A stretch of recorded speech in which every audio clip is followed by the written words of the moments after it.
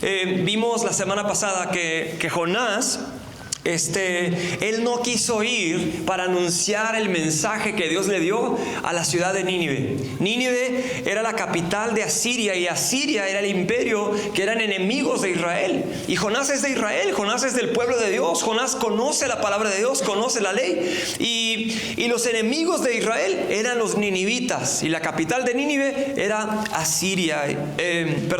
La capital de Asiria era Nínive, y eran crueles, eran terribles, y él no quiso ir. Él huyó en dirección opuesta cuando Dios lo llamó a ir a Nínive, y se encuentra en un barco, y ese barco, Dios manda una tormenta, y cuando Jonás se encuentra dormido, lo despiertan, y él dice: tienen que echarme al mar para que la tormenta se aplaque, y lo echan al mar. Finalmente Dios manda un pez para tragar a Jonás, y cuando traga a Jonás, Jonás, dentro del estómago del pez, vimos la semana pasada que clama a Dios en arrepentimiento, se humilla, ora, busca a Dios: perdóname, Señor, ten misericordia, voy a cumplir los votos que te hice. Y Dios lo perdonó, Dios lo restauró, y Dios manda vomitar a Jonás en la orilla de tierra firme. Y ahí es donde comenzamos la historia. Dios tiene un mensaje para una ciudad. La ciudad de Nínive, al principio de Jonás, dice Dios: la maldad de Nínive ha subido hacia mí. Entonces Dios está mandando un mensaje de juicio, un mensaje de llamar a cuentas a esta ciudad, porque Él quiere salvarlos. Y ahorita vamos a ver qué sucede cuando el profeta Jonás finalmente llega a la ciudad de Nínive. ¿Qué es lo que sucedió? Vamos a orar y entramos aquí a Jonás capítulo 3. Señor, gracias te damos por tu amor, por tu presencia, por el gozo de poder adorarte y buscar tu rostro. Háblanos a través de tu palabra en este día, en el nombre de Jesús. Amén. Jonás capítulo 3, versículo 1, dice: la palabra del Señor vino por segunda vez a Jonás. Levántate, ve a Nínive, la gran ciudad, y proclama en ella el mensaje que yo te diré. Esto sucedió en el capítulo 1, donde Dios le dice: levántate, Jonás, y proclama en Nínive el mensaje que yo te voy a dar. Y él se levantó y fue en dirección opuesta. Pero aquí encontramos que después de arrepentirse, después de pedirle perdón a Dios, después de todo esto, la palabra de Dios viene por segunda vez a Jonás. Esto nos habla de que Dios, nuestro Dios, número uno, es un Dios de restauración. Es un Dios de segundas oportunidades. Es un Dios que da otra oportunidad. Jonás había desobedecido, pero ahora que se alineó, ahora que se arrepintió, ahora que sí se puso en el camino correcto, Dios le da otra oportunidad. Y me encanta esta primera frase que dice: la palabra del Señor vino por segunda vez a Jonás. ¿Cuántos damos gracias a Dios que en el primer error que cometimos, Dios no simplemente dijo: ¿sabes qué? Ya estuvo contigo, yo ya no vuelvo a intentar, ya no te voy a dar otra oportunidad, ya se acabó? ¿Cuántos damos gracias a Dios que Él no es así? Él es un Dios que da una segunda oportunidad, da una segunda oportunidad para servirle, y da una oportunidad para que nos alineemos y nos conformemos a su plan y a su propósito. Entonces, el vaso de barro en esta historia es Jonás. Dios tiene un mensaje precioso, eterno, santo, puro, pero le encomendó a un mensajero imperfecto, orgulloso, legalista, religioso. No sé cuántas cosas habrá tenido Jonás en su corazón, pero era un vaso imperfecto de barro, y Dios le dio una segunda oportunidad, porque Dios es un Dios que restaura. Vamos a continuar leyendo el resto del capítulo. Entonces dice versículo 3: y Jonás se levantó y fue a Nínive conforme a la palabra del Señor. Nínive era una ciudad muy grande, de un recorrido de 3 días. Entonces Jonás comenzó a recorrer la ciudad camino de un día, y proclamaba: dentro de 40 días Nínive será arrasada. Entonces los habitantes de Nínive creyeron en Dios y proclamaron ayuno, se vistieron de cilicio desde el mayor hasta el menor de ellos. Cuando llegó la noticia al rey de Nínive, se levantó de su trono, se despojó de su manto, se cubrió de cilicio y se sentó sobre ceniza. Cubrirse de cilicio y sentarse sobre ceniza era una señal de arrepentimiento, una forma de demostrar que lamentaban, ¿verdad?, la condición en la cual se encontraban. Entonces, para que el rey se bajara del trono, se vistiera de cilicio y se sentara sobre ceniza, era una forma de públicamente reconocer su necesidad, su maldad, su pecado, y de arrepentirse en tristeza y en llanto. Bueno, dice versículo 7: y mandó proclamar y anunciar en Nínive por decreto del rey y de sus grandes: ni hombre, ni animal, ni buey, ni oveja prueben cosa alguna. No dejen que pasten o beban agua. Cúbranse de cilicio hombres y animales y clamen a Dios con fuerza, y vuélvase cada uno de su mal camino y de la violencia que hay en sus manos. ¿Quién sabe? Quizá Dios se vuelva, se arrepienta y se aparte del ardor de su ira y no perezcamos. Cuando Dios vio sus acciones, que se habían apartado de su mal camino, entonces Dios se arrepintió del mal que había dicho que haría y no lo hizo. ¡Wow! ¿Qué nos dice toda esta historia? Bueno, pues nos habla de que Dios también, número 2, es un Dios santo. Es totalmente puro y santo. No hay nada de error en Él, no hay nada de maldad en Él, no hay nada de imperfecciones en Él. Es un Dios completamente santo. La Biblia nos dice muchas veces que Dios es santo, ¿verdad? Y nos llama a que seamos santos como Él. Pero este pasaje nos muestra la santidad de Dios también, porque los habitantes de Nínive escucharon el mensaje, ¿verdad?, que Jonás proclamó. ¿Y qué fue lo que proclamó Jonás en versículo 3? Jonás se levanta, va a Nínive, y versículo 4, al final dice: dentro de 40 días Nínive será arrasada. Entonces el mensaje que da Jonás es un mensaje de juicio, y en un momento vamos a llegar a eso. Pero Dios es un Dios santo que no tolera la maldad. Es tan santo que aún la gente buena, entre comillas, no lo puede ver y vivir. No puede ver a Dios y vivir. Solamente a través de la misericordia de Dios y su Hijo Jesucristo podemos nosotros estar en su presencia. La Biblia dice que Dios tiene ojos como fuego y rostro como el sol. Es tan santo que cuando Moisés quiso verlo, Dios le dijo: no puedes verme y vivir, pero voy a permitir que tú veas mi espalda, o sea, que veas como que la gloria de mi presencia. Dios es sumamente santo. Mucha gente piensa que Dios es como no sé, como el gran Santa Claus en los cielos, que es como tierno y que tolera todo. No, Dios es totalmente santo y no puede tolerar la maldad, no puede tolerar la desobediencia y la maldad de nuestros corazones. Pero no termina ahí lo que es Dios. En un momento vamos a llegar a ver que es un Dios de misericordia, un Dios de amor, un Dios de salvación, pero sí es santo. Definitivamente es un Dios santo. ¿Y Nínive en qué condición se encontraba?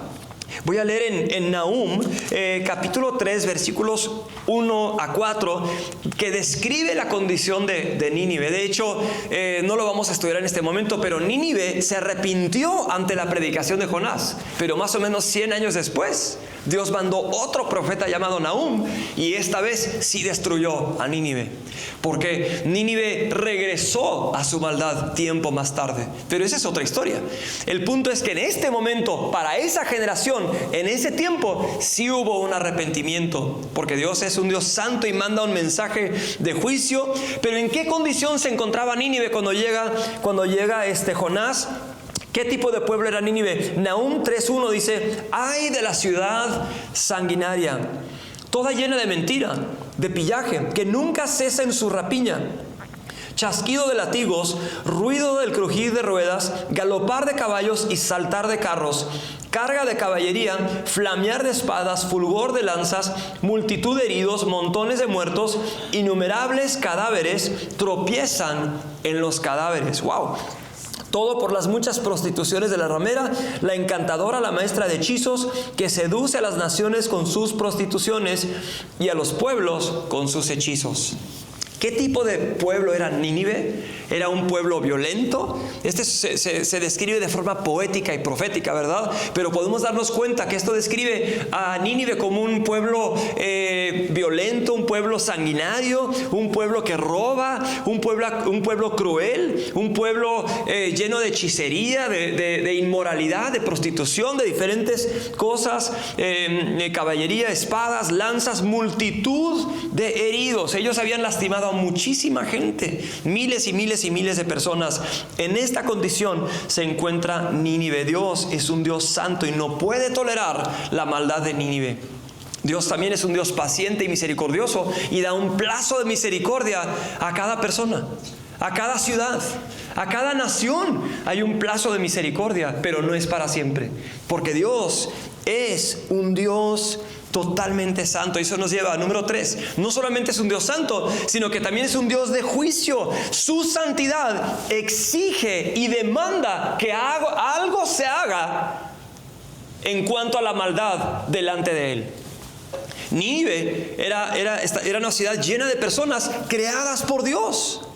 Y como creación de Dios, la demanda de Dios es que no vivan, ¿verdad?, en maldad, que no vivan en homicidio, que no vivan en robo y estas cosas.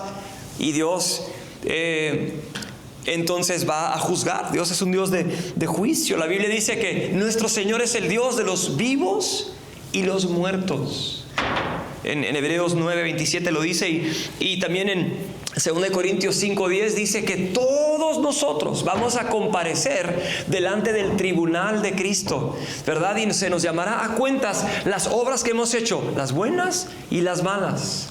Nuestro Dios es un Dios de juicio, ¿verdad? Un Dios que llama a cuentas a cada ser humano, a cada persona en toda la tierra. Hoy en la mañana leí en Salmo 76:7, ¿quién puede estar de pie en tu presencia y en el momento de tu ira? Piensa en eso. ¿Quién puede estar de pie en la presencia de Dios y en el momento de su ira? En el momento de su juicio, ¿quién puede estar de pie? ¿Quién puede decir, Señor, yo con mis buenas obras me paro delante de ti? ¿Quién puede decir, Señor, yo con mi religión me paro delante de ti? ¿Quién puede decir, Señor, con mis buenas intenciones y mis buenos sentimientos yo me paro delante de ti? No hay nadie en el mundo que se pueda parar delante del Dios vivo, delante del juez de los vivos y los muertos, sumamente santo, ojos como fuego, rostro como el sol, totalmente puro, y vivir. Ni un homicida, ni un religioso, ni un adicto, ni una persona que no es adicta. Nadie puede estar delante de Dios, porque no solamente juzga nuestras acciones, sino su juicio cae sobre las intenciones de nuestro corazón. Jesús mismo dijo, se ha dicho en la ley, no adulterarás, pero yo les digo, el que mira a una mujer y la codicia, ya es un adúltero. Se ha dicho en la ley, no matarás, pero Jesús dijo, pero yo les digo, no se enojen contra su hermano, porque el que se enoja ya es un homicida. O sea, las consecuencias de un homicidio, las consecuencias de un pecado de inmoralidad, de adulterio, son severas en esta tierra, pero delante del Dios santo, delante del Dios que es el juez de los vivos y los muertos, cuando los libros se abran, dice el Apocalipsis 20, que todo ser humano va a resucitar de los muertos y será presentado delante del juez de los vivos y los muertos, y los libros se abrirán. Y toda obra será juzgada. Y en ese momento no solamente juzgará mis acciones, sino que juzgará las intenciones, los pensamientos, las motivaciones y los malos deseos de mi corazón. Entonces, ¿quién podrá estar de pie delante de Dios? ¿Podrá alguien decir, nunca he pensado un mal pensamiento, nunca he dicho una mentirita piadosa, nunca he tomado ni un chicle, ni robado un lápiz? No hay nadie. Pero nuestro Dios no solamente es santo, no solamente es puro, no solamente es un Dios de juicio, sino que número 4 es un Dios de misericordia. Es un Dios de misericordia. Pero la misericordia de Dios es un regalo tan precioso. No es como la misericordia del mundo. En el mundo, cuando alguien hace algo y la otra persona le quiere tener misericordia, le dice: te disculpo, ¿verdad? No fue nada, fue sin querer. Pero nuestro Dios, su misericordia, reconoce nuestra maldad y Él pagó el precio por nuestra maldad. En otras palabras, el juicio de Dios sí es efectivo, pero Dios, sabiendo que nadie puede calificar delante de Él mandó a su Hijo Jesucristo para morir en la cruz. Y siendo el Hijo de Dios y siendo Dios hecho hombre sobre la cruz, nuestro Dios puso nuestros pecados sobre Jesucristo. La Biblia dice que Él se hizo pecado por nosotros. Mis maldades, mis transgresiones, mis errores, las malas intenciones de mi corazón, ¿en dónde crees que han sido puestas? Sobre Jesucristo. Y la ira de Dios se derramó sobre su propio Hijo. Y todo aquel que confía en Jesucristo, la justicia de Cristo se le acredita a Él. Por eso la Biblia dice que abogado tenemos delante del Padre. ¿Por qué es necesario que tengamos un abogado delante del Padre? Porque nuestro Padre que está en los cielos es un juez. Amén. Y para pararnos delante del juez necesitamos una defensa apropiada, justa y perfecta. ¿Quién se anima a pararse delante del juez sin la defensa apropiada? Nadie. Porque si mis intenciones del corazón se van a juzgar, yo no puedo presentarme sin defensa. Y no puedo defenderme a mí mismo. No hay nada en mí digno de defenderse. Pero Dios en su amor, miren, Él no dijo, fue sin querer, siempre no te juzgo, lo que hiciste te voy a disculpar. Él no hace eso. Él tomó todas mis maldades, todos mis pecados, toda mi desobediencia y las malas intenciones de mi corazón, y las toma y las acredita sobre su propio Hijo. ¿Estás conmigo? Y todo aquel que confía en Jesucristo, la justicia de Cristo se le acredita a Él. Es un intercambio divino. Entonces, cuando el día que nos presentemos delante del juez de los vivos y los muertos, se van a abrir los libros.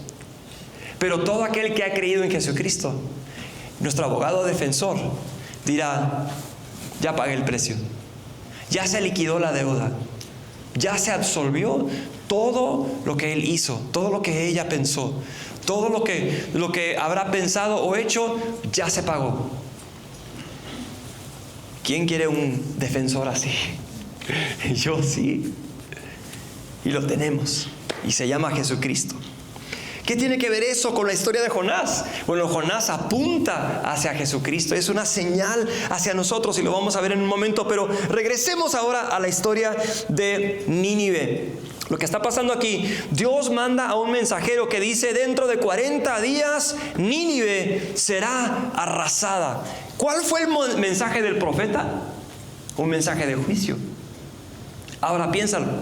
Si el juez de los vivos y los muertos sabe que todo ser humano en la resurrección de los muertos se va a presentar delante de él para ser juzgado, ¿por qué se adelantó en esta vida para mandar un profeta con el mensaje de juicio previo al juicio final en la eternidad?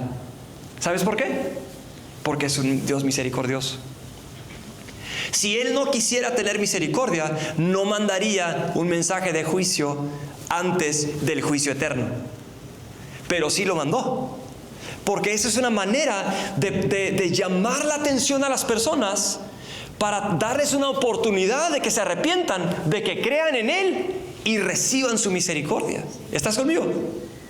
La Biblia está llena de profecías y vemos vez tras vez profetas que fueron enviados por Dios con un mensaje de Dios, ¿verdad? De llamar a cuentas a las personas para que volvieran a Dios. Porque Dios es un Dios misericordioso. Él da tiempo, Él da misericordia, pero sí llega a su fin, sí llega a su límite. Y si estamos aquí respirando, es porque estamos dentro del límite de misericordia. Dios nos ama y quiere tener misericordia sobre cada uno, pero es necesario responder al mensaje. Y aquí la gente de Nínive, cuando ellos escuchan al profeta, ellos, ¿qué hicieron? ¿Lo apedrearon, lo mataron, lo echaron fuera? No, lo creyeron. Dice ahí que creyeron su mensaje. Y desde el más pequeño hasta el más importante, el rey de Nínive, todos se arrepintieron, todos pidieron perdón, todos se humillaron, todos ayunaron y todos imploraron. Y no solamente oraron, sino ahí el rey dijo: vuélvanse de la violencia que hay, de sus malos caminos y la violencia que hay en sus manos. Es otra forma de decir: dejen de hacer lo que están haciendo. Dejemos de hacer lo que estamos haciendo. Dejemos de matar, dejemos de robar, dejemos de mentir, Ese es un arrepentimiento genuino. La gente no solamente oró y lloró, sino que se arrepintió de su maldad y la dejó. La abandonó, y el arrepentimiento es tan importante, tan necesario. Ve conmigo a 2 de Pedro, capítulo 3. En el Nuevo Testamento encontramos esta misma realidad para nuestro tiempo. En 2 de Pedro, capítulo 3, nos habla de la tierra en la que vivimos ahora, de la ciudad en la que vivimos ahora, del mundo en el que vivimos ahora. Dice, versículo 9 y 10 de 2 de Pedro 3. Dice así: el Señor no se tarda en cumplir su promesa. ¿Cuál es la promesa que Él ha hecho, a la cual se refiere aquí? La segunda venida de Jesucristo y el fin del mundo. Él no tarda en cumplir esa promesa. Hay burladores, hay gente que dice: eso no va a pasar, es pura fábula. Pero no se tarda la promesa de Dios. Pero ¿por qué está esperando Dios? ¿Y por qué no viene su juicio sobre el mundo? ¿Por qué no castiga toda la maldad de una vez? ¿Por qué no destruye el mundo de una vez? Porque lo va a hacer. ¿Qué está esperando? Mira lo que nos dice acerca de Dios: el Señor no tarda en cumplir su promesa, según algunos entienden la tardanza, sino que es paciente con ustedes, no queriendo que nadie perezca, sino que todos vengan al arrepentimiento. ¿Sabes por qué no derrama su juicio de una vez para siempre? Porque es paciente, porque es misericordioso, porque no quiere que nadie se pierda. ¿Cuál es el deseo de Dios para nosotros y para los que están afuera? Para nosotros y para nuestros enemigos. ¿Cuál es el anhelo y el corazón y el deseo, la pasión de Dios para la gente que Él ve en este mundo? Dice aquí, lo voy a leer otra vez: el Señor no tarda en cumplir su promesa. Según algunos entienden la tardanza. O sea, esta historia no va a continuar para siempre. La corrupción en México no va a seguir para siempre. La injusticia en nuestro México no va a seguir para siempre. El día del juicio va a llegar. ¿Sí? El día de llamar a cuentas va a llegar para nuestro país, para nuestra ciudad, para nosotros, para nuestra gente. Pero ¿por qué se tarda el Señor en cumplir su promesa? Por su amor, por su misericordia, por su paciencia, porque Él sabe que si en este momento termina todo, muchos van a ser juzgados y muchos van a ser echados fuera al lago de fuego por toda la eternidad. Su justicia lo demanda, su misericordia provee una solución, y por eso es paciente. No será paciente para siempre, pero es paciente. Es paciente. No nos aprovechemos de su paciencia y no probemos su paciencia. La Biblia dice: hoy es el día de salvación. Uno no puede decir: mañana, al cabo es misericordioso, le voy a seguir un tiempito más, al cabo que si oro yo sé que me va a perdonar.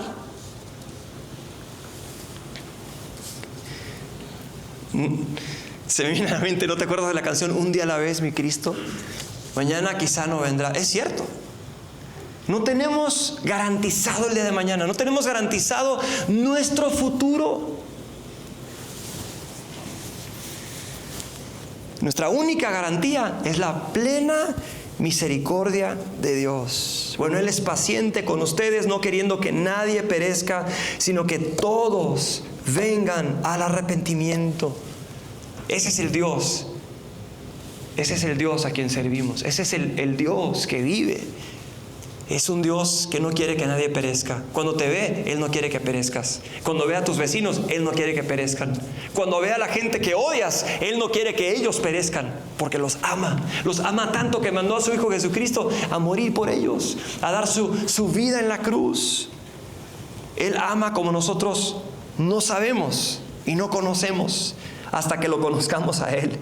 Entonces Él no tarda en cumplir su promesa y quiere que todos vengan al arrepentimiento. Versículo 10, pero el día del Señor vendrá como ladrón.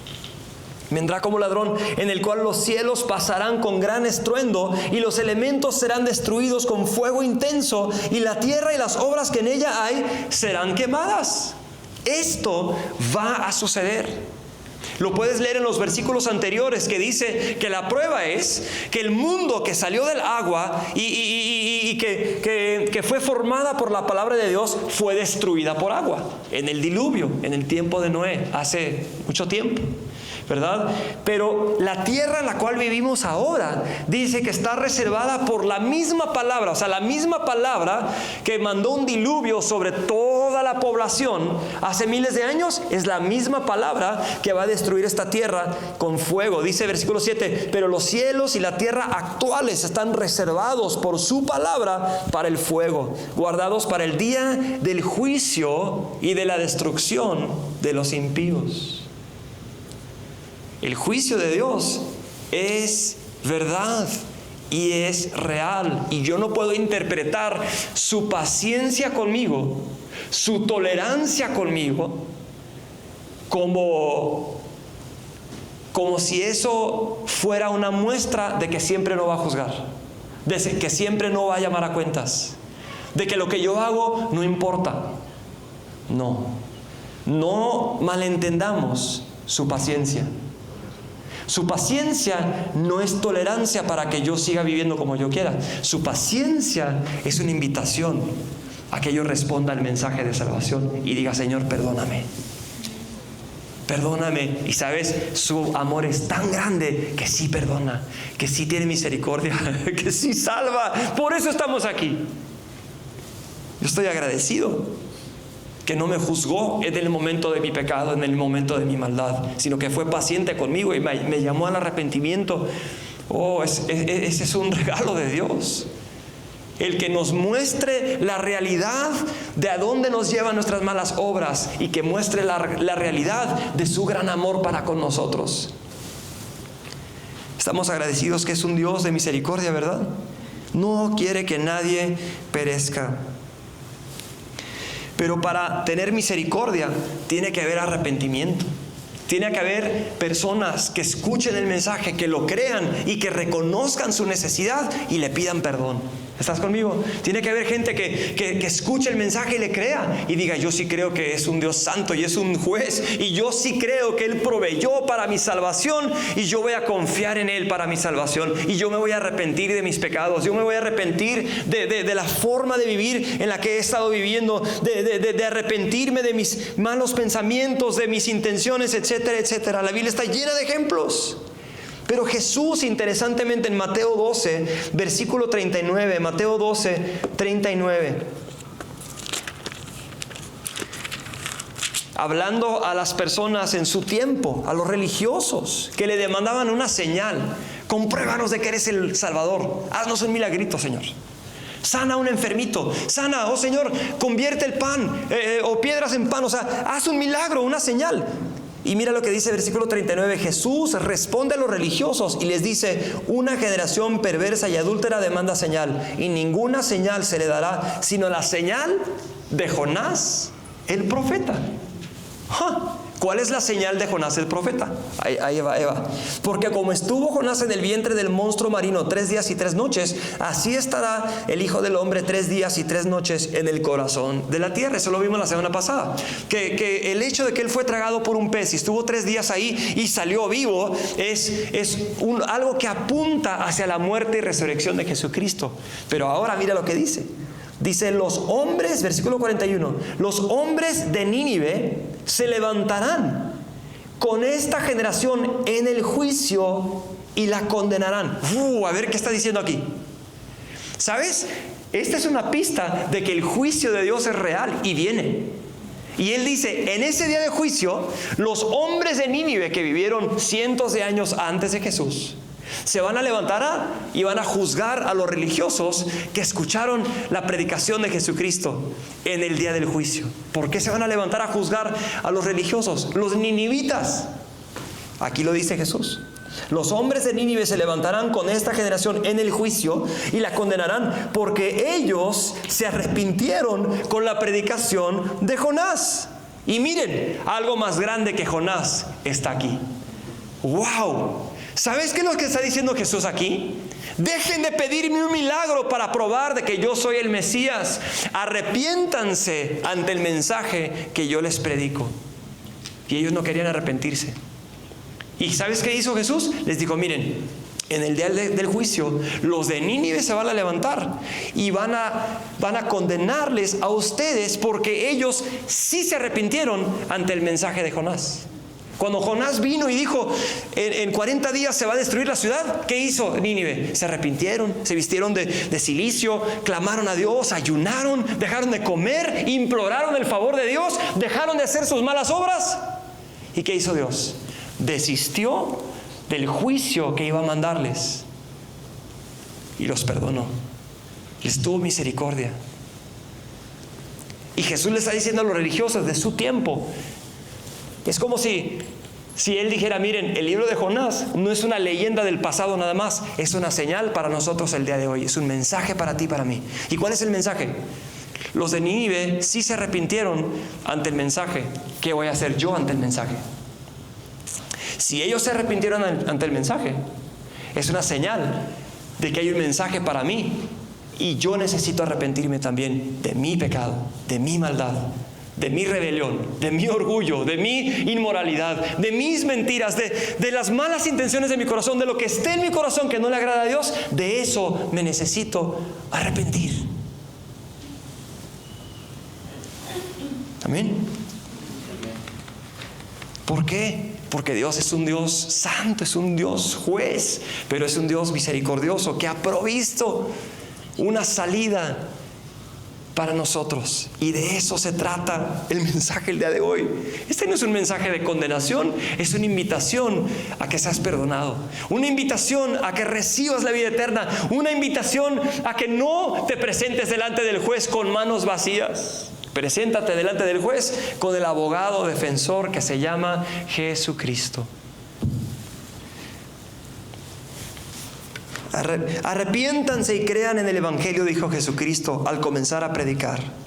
Hoy es el día de salvación, dice Pablo en 2 Corintios capítulo 6. Este es el tiempo propicio. Jesús, cuando entró a Jerusalén, antes de ir a la cruz, Jerusalén lo había rechazado y él sabía que los habitantes de Jerusalén lo iban a clavar en una cruz. Y lejos de estar preocupado por su propio dolor y por la propia sangre que iba a derramar, él llora. Jesús lloró sobre Jerusalén y dijo algo muy fuerte. Él dijo a Jerusalén, no conociste el tiempo de tu visitación. ¡Wow! Y sabes que después de la muerte y resurrección de Jesús, pocos años después, los soldados romanos, está en la historia, bajo el emperador Tito, mandaron miles de soldados romanos, rodearon la ciudad de Jerusalén y mataron a cientos de miles de habitantes. Desbarataron todo el templo cubierto de oro y lo quemaron, se derritió el oro y quitaron todas las piedras para robar el oro. Fluyó la sangre de un lado a otro de Jerusalén. Una cosa cruel y horrible y terrible. Terrible, terrible.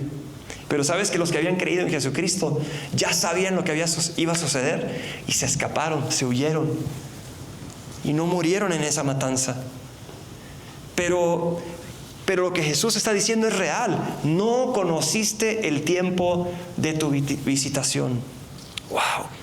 Yo quiero conocer el tiempo de mi visitación. Yo quiero conocer el tiempo del plazo de misericordia de Dios para mi vida. Yo quiero responder en el momento que se me da la oportunidad. ¿Quién está conmigo? No queremos perder ese momento de paciencia. Y Dios es paciente con nosotros. Nos tiene tanta misericordia, pero no escupamos sobre su misericordia. No digan, no pasa nada. No, sí pasa.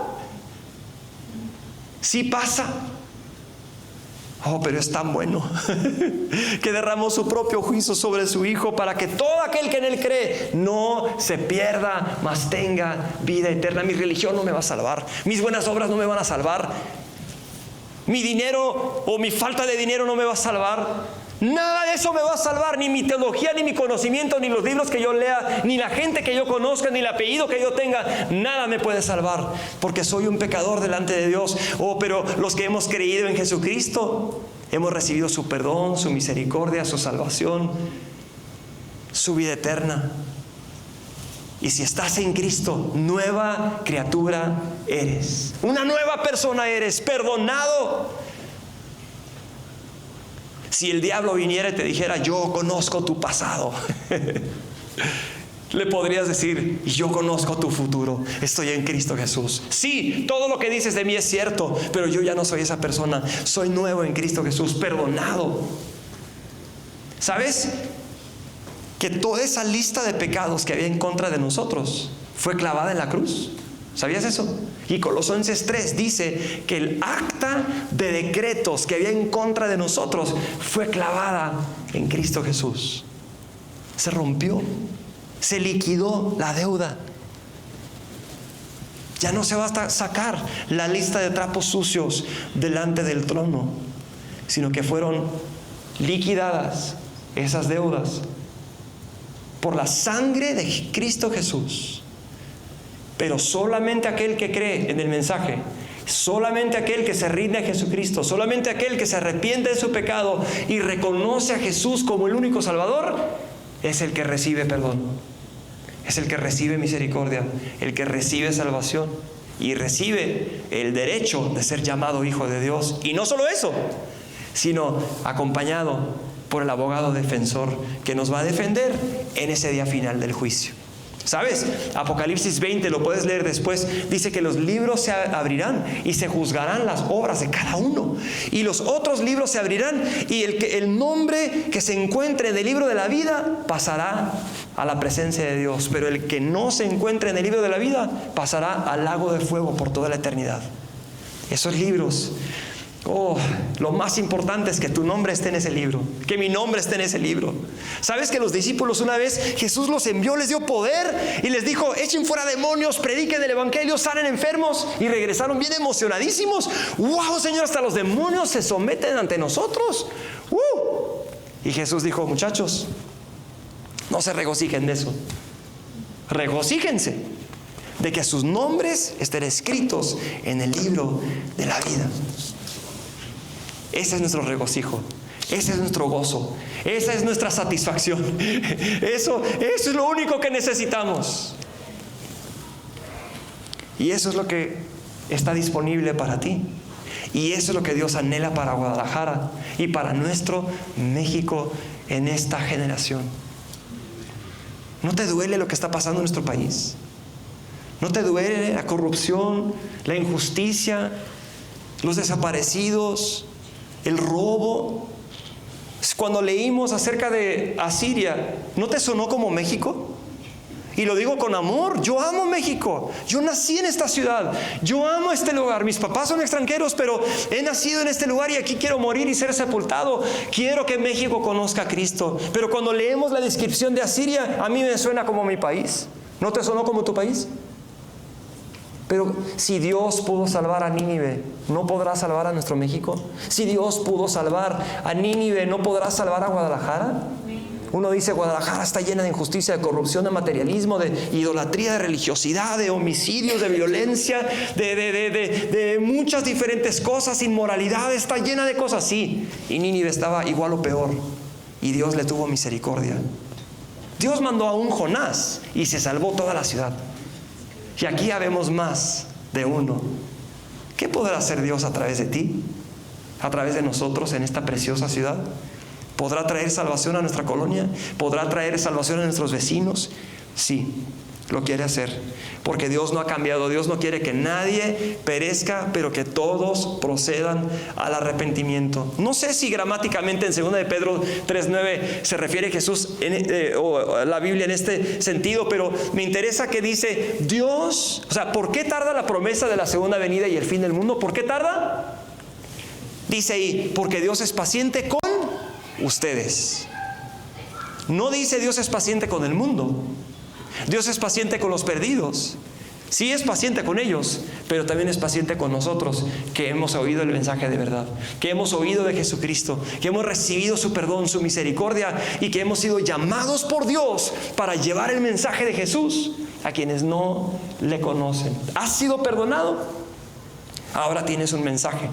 Y Dios te está llamando a que seas como un Jonás y que lleves el mensaje a los que no conocen a Jesucristo. ¿No has recibido el perdón? Hoy es el día de salvación. Por ahí comenzamos. Pero esto es para cada uno de nosotros.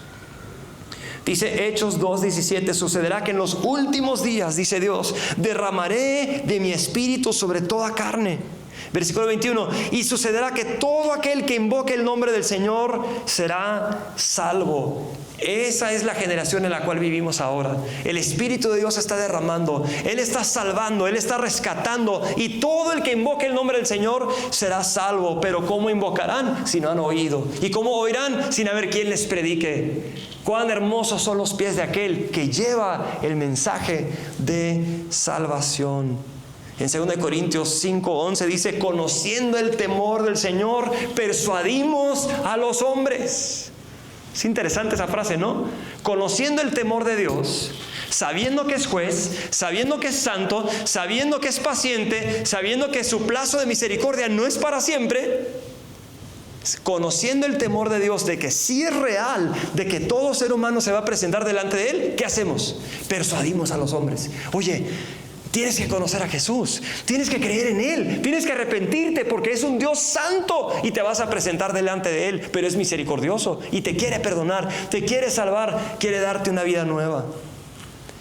Y es por eso que 2 Corintios 5:14 dice, el amor de Cristo nos controla, nos apremia, nos constriñe. El amor de Cristo.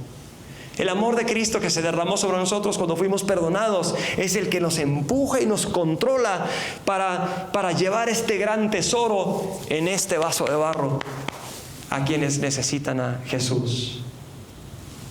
Vivimos en una ciudad como Nínive, pero hay un tesoro que puede salvar esta ciudad. Y es el mensaje de Jesucristo, que Él murió y resucitó. Es un tesoro, es la perla del gran precio. No hay nada de más valor que este mensaje de salvación. No hay casa, no hay carro, no hay cuenta bancaria que se pueda comparar con este mensaje de perdón, con este mensaje de misericordia y con este mensaje de salvación. Es verdaderamente un tesoro. ¿Qué haremos con el tesoro? ¿Lo esconderemos debajo de la mesa? ¿Lo esconderemos debajo de la cama? ¿O vamos a dejar que la luz brille y que otros vean que Jesús está vivo, que Jesús perdona, y nosotros somos prueba y testigo de que Jesús sí perdona, de que Jesús sí salva, de que Jesús sí cambia el corazón?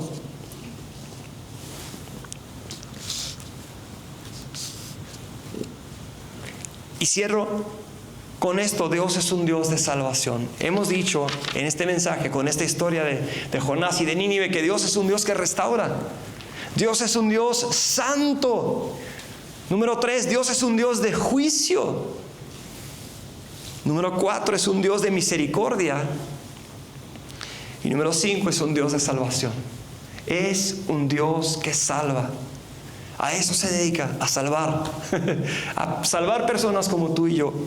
Y Dios mandó a Jonás. Y toda la ciudad, más adelante en Jonás 4 dice que fueron 120,000 habitantes. Imagínate. La ciudad estaba por ser destruida y toda la ciudad se salvó. Toda la ciudad fue perdonada. Toda la ciudad fue rescatada. Eso lo llamaríamos un avivamiento. Eso lo llamaríamos un avivamiento. Y, ¿sabes? Podría terminar la historia de Jonás ahí en Jonás 3. Misión cumplida. Tesoro entregado. Resultados fenomenales. Y de alguna forma uno quisiera que terminara la historia ahí, ¿verdad?